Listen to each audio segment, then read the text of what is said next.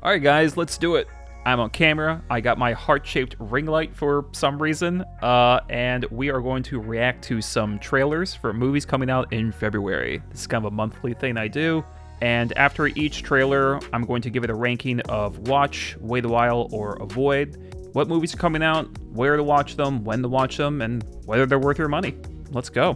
Everyone ready for Uncharted? I know I am.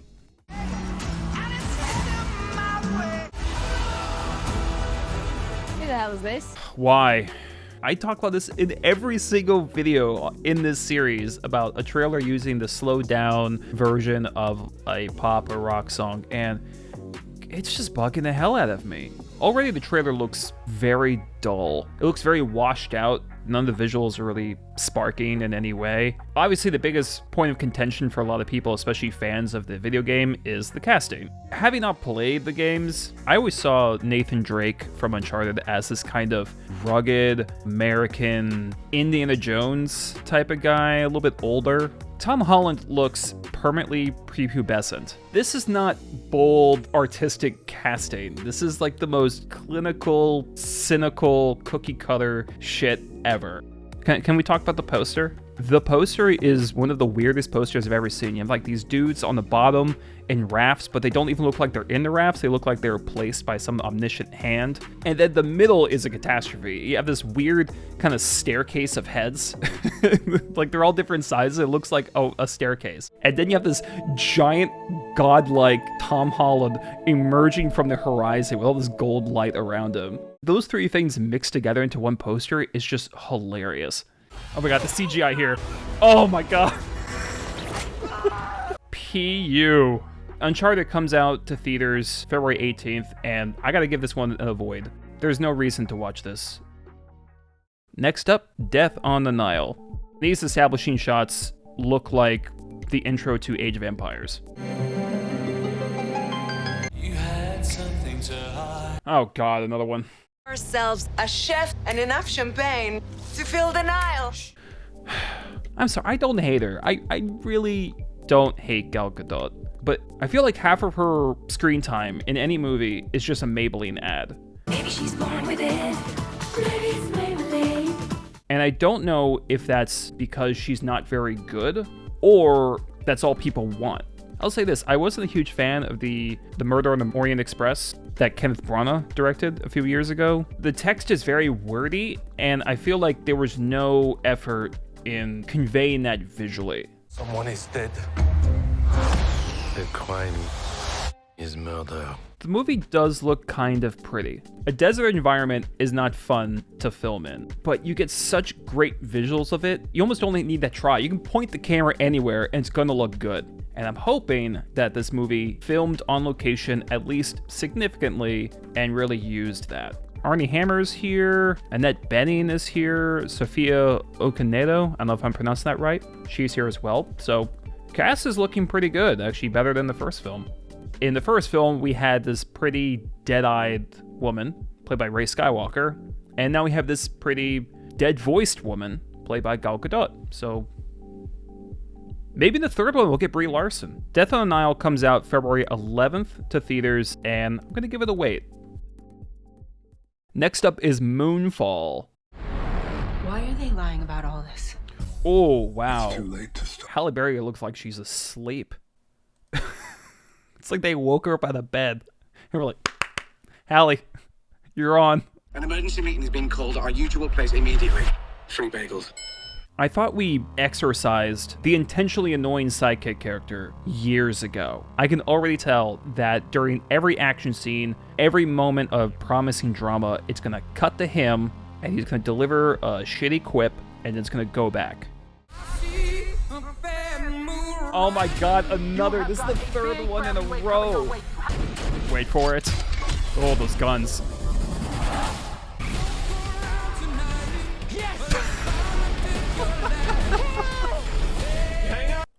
It's my favorite part. Woo. This movie's gonna be bad, isn't it? Too much flair. It's just a gray mess and very cluttered. Moonfall comes out to theaters. Theaters, really. Theaters. Risk COVID for Moonfall. It comes out theatrically on February 4th, and wow, Moonfall, I mean, you got some balls, but you still get in the void. Alright, next up, Jackass Forever, the fourth and likely last Jackass film. Wow, they are old. It could be interesting to see how they manage the age issue. With the budget that they have, they've become a lot more creative with animals, props, which these huge sets. Oh, good. They're working with bulls again. There's a great interview with Johnny Knoxville, and he talks about how you always get good footage with bulls. Bulls don't give a shit about the color red. They only care about movement. Some of the best stuff gets created when everyone knows it's time to throw in the towel, so let's make one final great thing.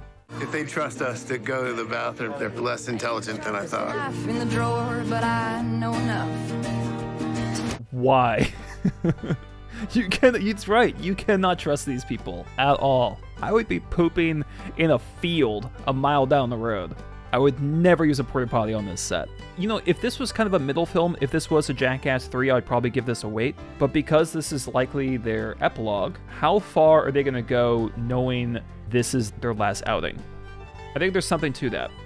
Jackass Forever comes to theaters February 4th. I'm gonna give this one a watch. Last up is I Want You Back. I'm breaking up with you.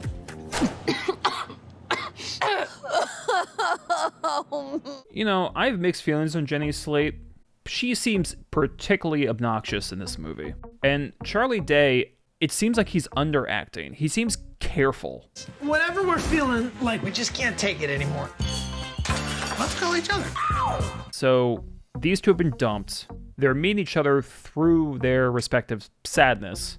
It's the love of my life. Anne is the love of mine. But I'm not so sure that they're gonna realize it, not with these shiny new people around.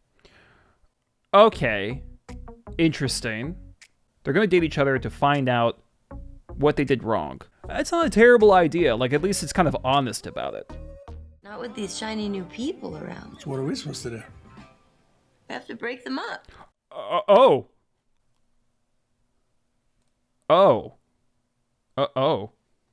Wow, I really did not see that one coming. Okay. That's really toxic. You can make a comedy about terrible people. It can work if you have three key factors. 1, great cast. 2, great script. And 3, honesty. You can totally make that work, but you need those 3 things. Am I doing this right? It's so wet. You just take your two. Oh, okay, big flaw. Fellas, can you chime in here? Actually, ladies, chime in as well.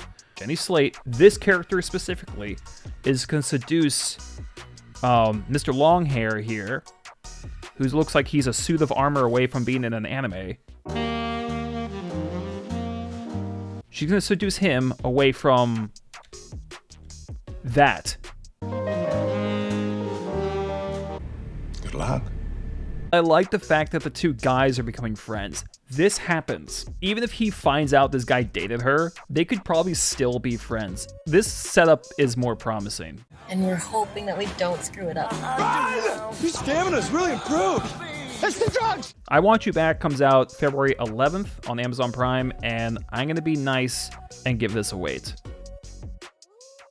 Well, that about does it. I would love to hear all of your guys' watch, wait, or avoid rankings for these movies. I do this every single month, so if there's stuff coming out in March you want to see me react to, on camera, off camera, whatever, definitely let me know. Hope you guys had fun.